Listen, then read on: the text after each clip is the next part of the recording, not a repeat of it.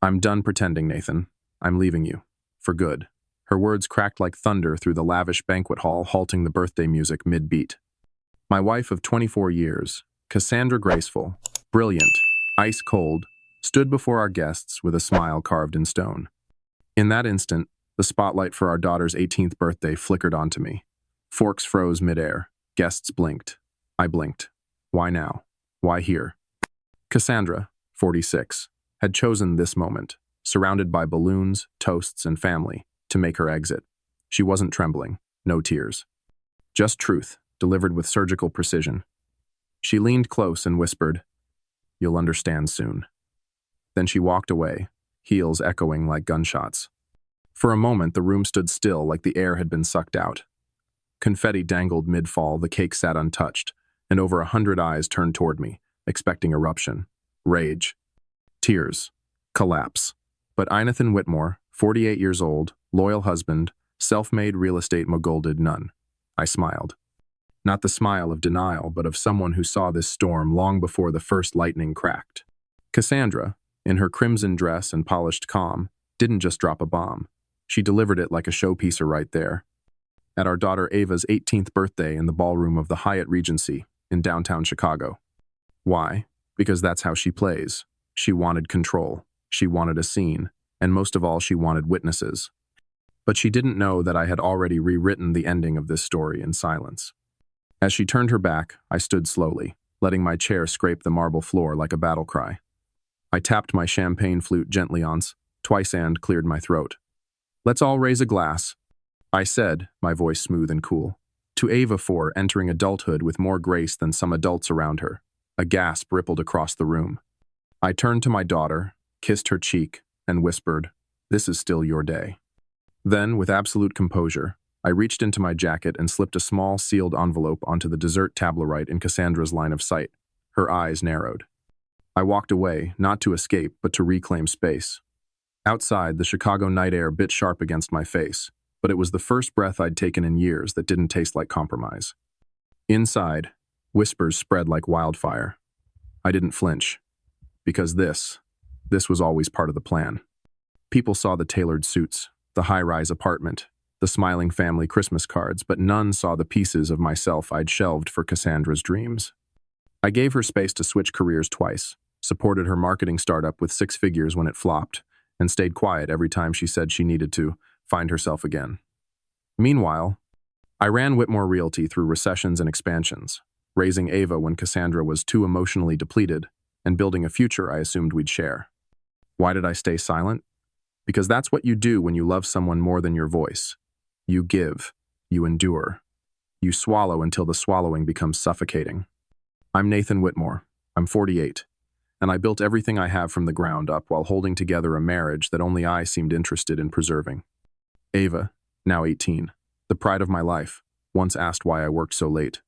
I told her, to build something strong.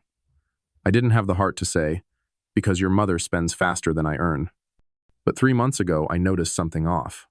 Not Cassandra herself, she'd emotionally checked out long before, but our finances. There were recurring withdrawals, small amounts at first to a personal Venmo account I didn't recognize. My instinct wasn't suspicion, it was resignation. I knew deep down this wasn't just a blip. It was a pattern. Instead of confronting her outright, I started digging. Night after night, while Cassandra slept in the guest room under the pretense of migraines, I combed through our statements, receipts, and cloud backups, and what I found hit like a freight train. Secret spending, gift receipts for designer watches and luxury weekend getaways, none of which had my name on them. The quiet burn that had smoldered for years turned into something else entirely: clarity. She was building a life without me while using mine to fund it. And yet, somehow, she still wanted to be the one who wrote the ending. That night, in the silence of our penthouse on Michigan Avenue, I didn't cry. I didn't rage. I opened a new document on my laptop, labeled it Exit Strategy. Because I wouldn't be the man left standing in the ashes. I would be the one who walked through the fire and came out holding the match. It started with a dinner receipt, not just dinner, a $780 meal at a rooftop restaurant in Seattle, a city Cassandra had no business being in, at least not without me. The charge popped up while I reviewed our business account ahead of quarterly taxes. At first, I thought it was a billing error, but my gut whispered otherwise. And when you've been burned slowly, daily, for years, you learn to listen to that whisper. I'm not a fool. I'm Nathan Whitmore, and I've managed millions in real estate investments for nearly 2 decades. If there's one thing I know how to do, it's follow a paper trail. What began as a single red flag turned into an entire minefield. Over the next 3 weeks, I uncovered flight confirmations sent to a private Gmail I didn't recognize, hotel stays under an alias, and even spa visits double-booked with a man named Eli V. Her so-called business conferences were little more than weekend escapes wrapped in silk sheets and white lies. I didn't explode. No rage, no midnight confrontations. Instead, I built. I created a hidden folder, labeled Cassandra, Evidence.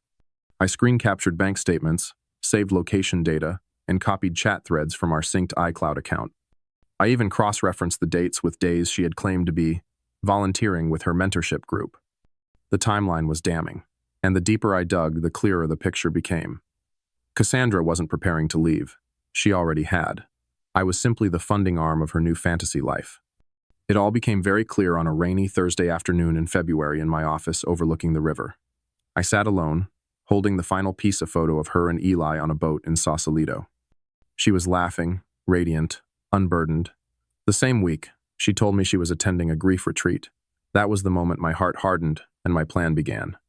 The beauty of planning in silence is that no one sees you coming. Cassandra thought she'd choreographed the perfect exit: public humiliation, social sympathy, a clean break funded by my decades of labor. She didn't know that long before she announced at Ava's birthday, I had already been in motion. Every whisper of deception, every dollar that vanished under the radar, every lie wrapped in silk, I had packaged them into a legal arsenal. I started with Michael Trent, a senior divorce attorney in Chicago, who specialized in high-asset cases with complex prenuptial agreements.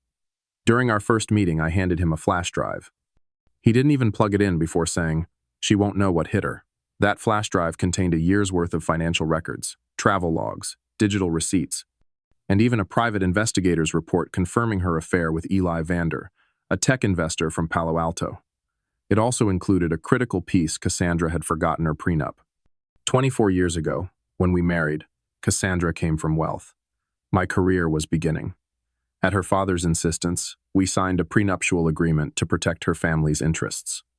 Ironically, over the years, the tables turned. Now, I was the one holding most of the assets, the investments, and the financial power. But she never revisited that document, never reread the fine print. Section 14. Fidelity Clause. In black and white legal language, it stated that if either party were proven unfaithful during the marriage, they would forfeit their claim to shared real estate, retirement holdings, and investment accounts. Cassandra had signed it proudly, arrogantly, believing she'd never be the one to cross that line. When she stood in the ballroom that night and dropped her glittering grenade, she assumed I'd be paralyzed. But it was more than symbolic when I placed that sealed envelope by the dessert bar just as she raised a toast to her independence. It was the first domino. Inside that envelope, a copy of the divorce filing, complete with evidence exhibits and a formal request for court-ordered financial restraint.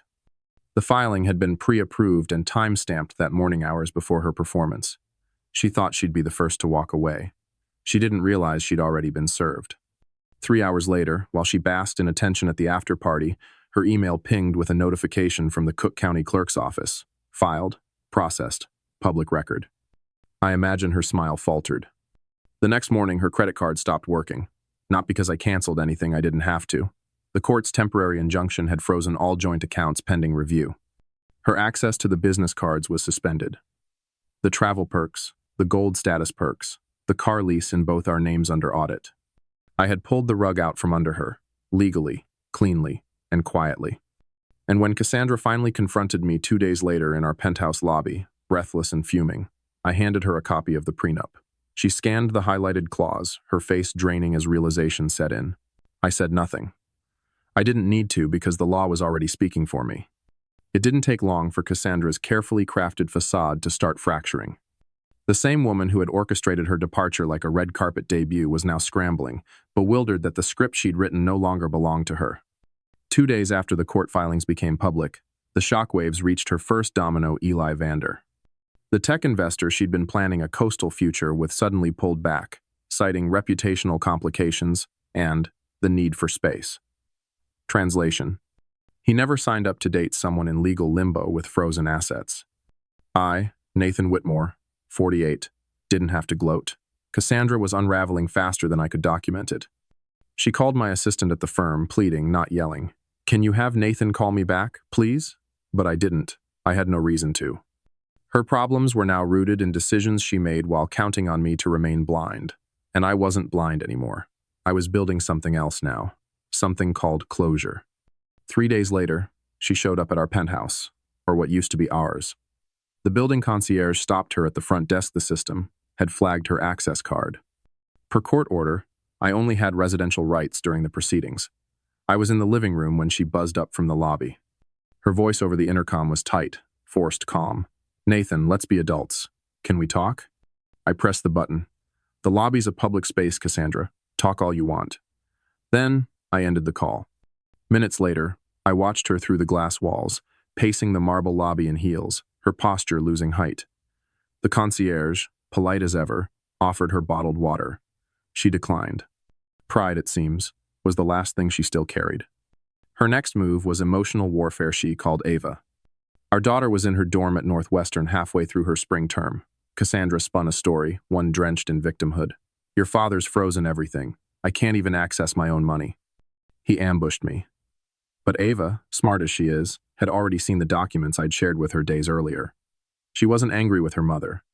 Just tired. "Mom, maybe don't make this about you right now," she told her. And that was the first fracture in a bond Cassandra thought she could weaponize. By the end of the week, Cassandra's attorney filed an emergency motion to lift the asset freeze, but Michael Trent, my counsel, was 3 steps ahead.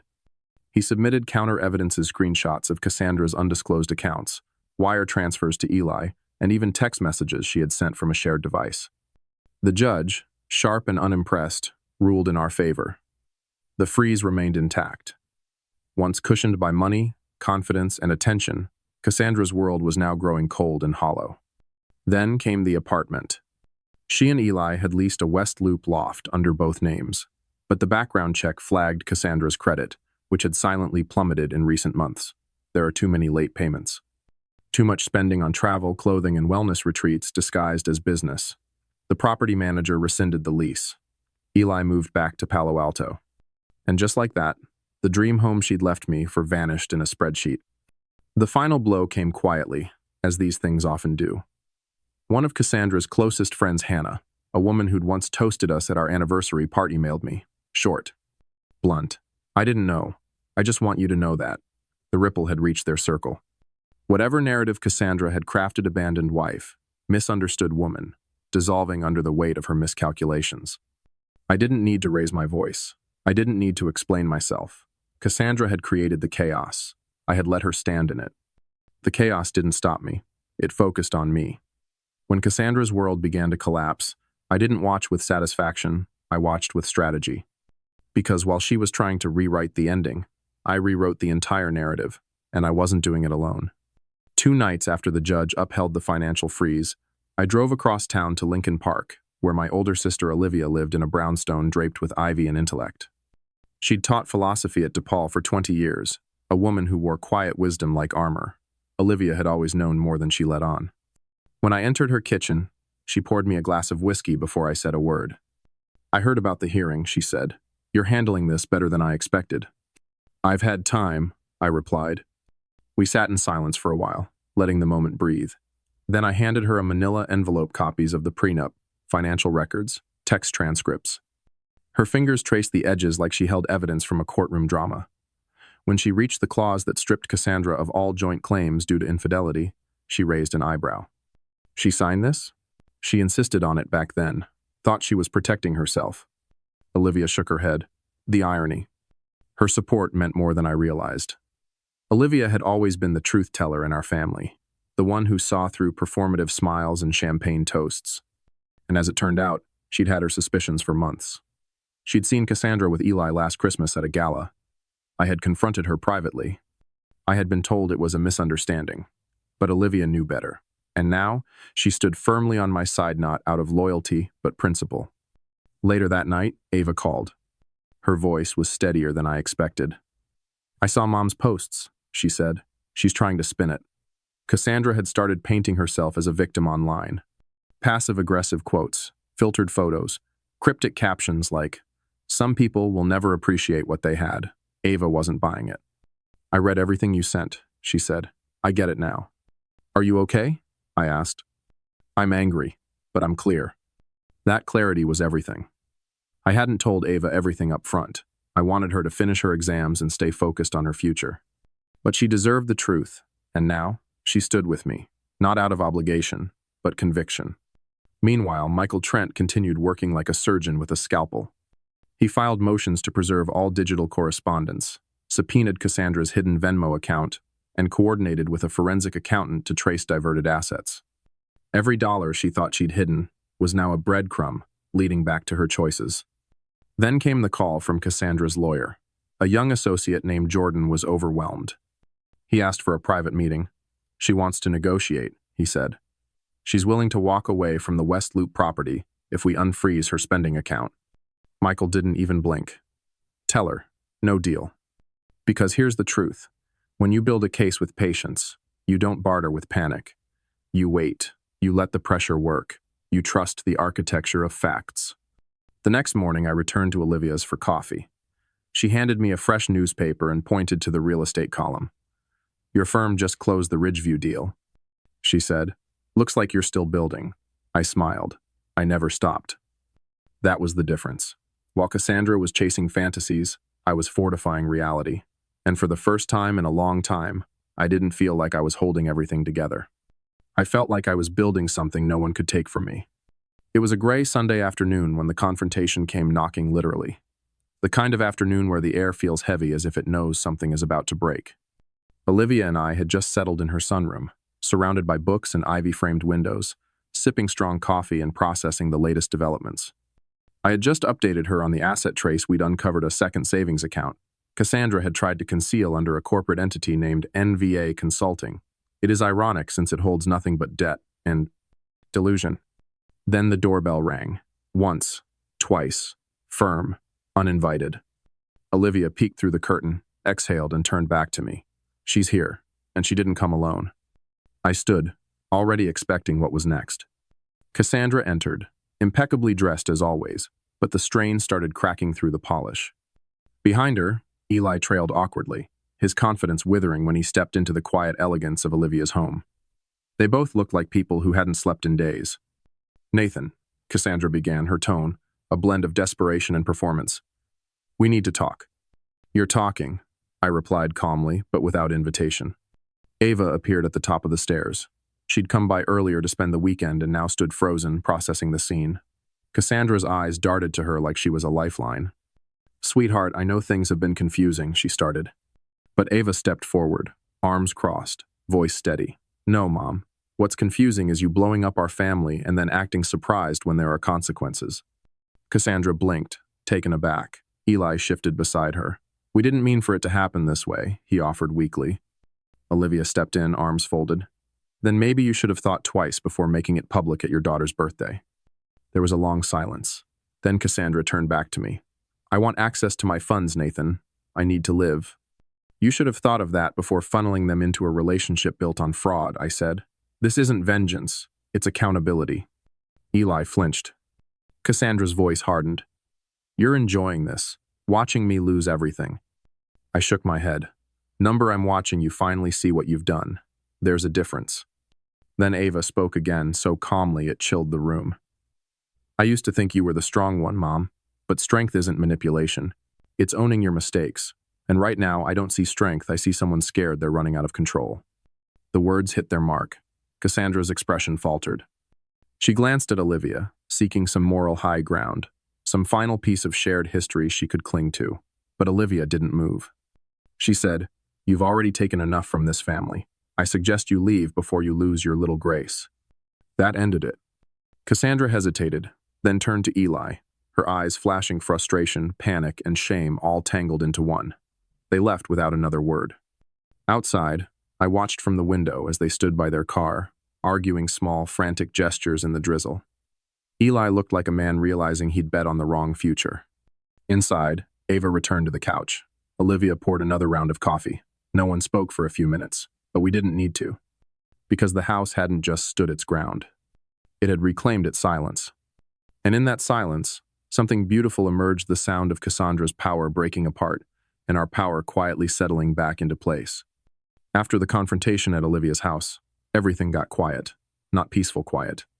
The kind of stillness that follows an earthquake, where the walls are still standing, but the pictures are tilted, and you're not sure yet what's salvageable. Cassandra didn't call. Eli disappeared from the picture entirely, and for once I wasn't bracing for another ambush. I was sitting in the middle of what remained, asking myself, what do I build now? In the weeks that followed, rumors circulated faster than subpoenas. Some friends reached out to offer sympathy. Others reached out for gossip. I gave neither. Cassandra and I are separating. I told them, the line rehearsed, clean, surgical. These things happen. But behind that calm delivery was something far more complicated. I wasn't just recovering. I was rewiring. For the first time in 24 years, I wasn't waking up to keep a family together. I wasn't managing Cassandra's moods, expectations, or impulsive whims. I was waking up for myself. And the truth is, I had planned for this, maybe not consciously, but something in me had always known the storm would come. That's why I kept my professional finances separate and never added her name to the commercial properties or the long-term investments. Some of me had been preparing for war, even while trying to believe in peace. Cassandra's leverage disintegrated with the financial freeze upheld, and the prenup ironclad. The vacation property she'd dreamed of keeping gone, the joint account untouchable. The company Amex, she'd abused, like an open tab terminated. She tried spinning her version of the story online, but the silence from her inner circle said it all. People were choosing sides. And they weren't choosing her. Meanwhile, I turned inward. Not in retreat, but in restoration. I leased a new office space in the West Loop, smaller than the firm's HQ, but intimate, sharp, intentional. There was something poetic about starting over at 48, not from scratch, but from truth. I wasn't rebuilding from rubble. I was curating something clean, deliberate, and free of chaos. I hired 2 junior partners, brilliant and driven, both coming off their professional shakeups. We didn't talk much about the past. We talked about systems, structure, expansion, stability. And slowly, a new rhythm emerged I didn't have to fight to maintain. Ava visited often, sometimes to sit in the corner of the office and do her homework, sometimes to bring coffee and give updates on her marketing internship. "You look lighter?" she said one afternoon, sipping her iced oat latte. "I don't think I've ever seen you breathe like this." She wasn't wrong. There was a time when I would have given anything to keep my family whole. Now I realized what I needed wasn't wholeness, but honesty. And honesty was precisely what I poured into my newest venture. The firm began quietly offering financial consulting specifically for individuals navigating divorce, mostly men who'd been blindsided, just like I had. I didn't advertise it. Word spread naturally. A few former clients reached out, then a few referrals. Before long, I was sitting across from men in their 40s, 50s, even 60s, shocked, ashamed, and asking the same question I once asked myself: how do I come back from this? And I'd answer them like I had answered myself. You stop surviving and start building. There was something redemptive about it, transforming pain into precision, helping others navigate the same storm I had just walked through. And maybe that's what healing is. Not forgetting the fire, but using it to light the way for someone else. 6 months later, I received final confirmation from the court. The divorce was finalized. The prenup was upheld in full. Cassandra retained her assets, belongings, and the story she could live with. I kept the properties, the business, the retirement funds, and the peace she had tried to take from me for years. That night, I sat in my new office alone. The skyline stretched out like a promise beyond the glass. I poured myself a drink. Not to celebrate, not to mourn, to mark the moment.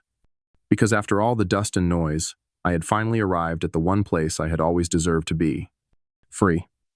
Reinvention doesn't happen in a flash, it unfolds quietly, like a second skin growing over the scar. 6 months after the divorce was finalized, I wasn't just healed, I was transformed. My name is Nathan Whitmore. I'm 48, and I no longer define myself as a man who was left. I define myself as the man who chose to rise. The office I had built from scratch in the West Loop was thriving. What began as a refuge had become a launchpad. Our financial transition service, especially for men blindsided by separation, were booked out 6 weeks in advance. I wasn't just giving advice, I was giving blueprints, tools, lifelines. Why? Because no one had done that for me. Too often, men are told to tough it out, to suffer silently, to accept failure as shame instead of fuel. But I knew what that silence could cost: self-worth, clarity, even identity. So, I broke that silence, brick by brick. I didn't just show them how to protect their assets. I showed them how to rebuild from the inside out. However, the most significant legacy I was crafting had nothing to do with clients or ledgers. It was about Ava. She came by the office one Thursday afternoon, beaming with news she'd been offered a permanent position at her marketing firm. "It's in strategy," she said, grinning. "Guess I inherited more than just your nose." I laughed. We celebrated with takeout and fizzy water, sitting at my desk with our laptops open and our walls down. Then she said something that stopped me mid-bite.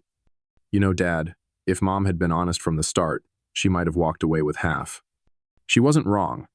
Cassandra's obsession with controlling the narrative cost her everything because she underestimated the one person she thought would never fight back.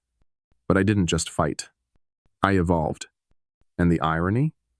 The prenup she once demanded to protect her family's wealth had become the contract that secured mine. Not out of vengeance, but out of foresight. She'd written the clause.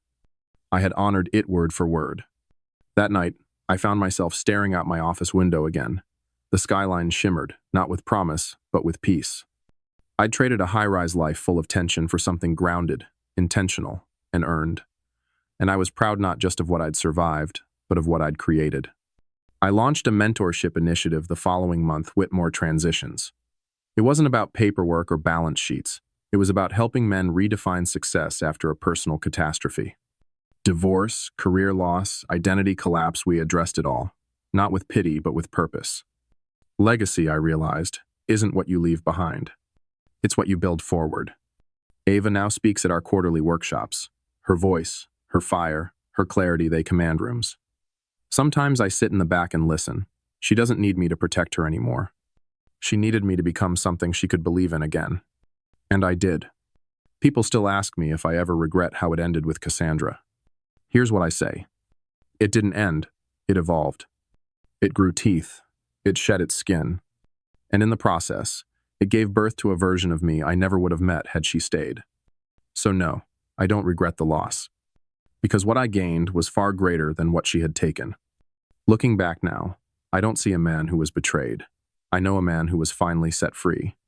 Cassandra didn't just walk out of my life, she walked me straight into my truth. And for that, strangely, I'm grateful.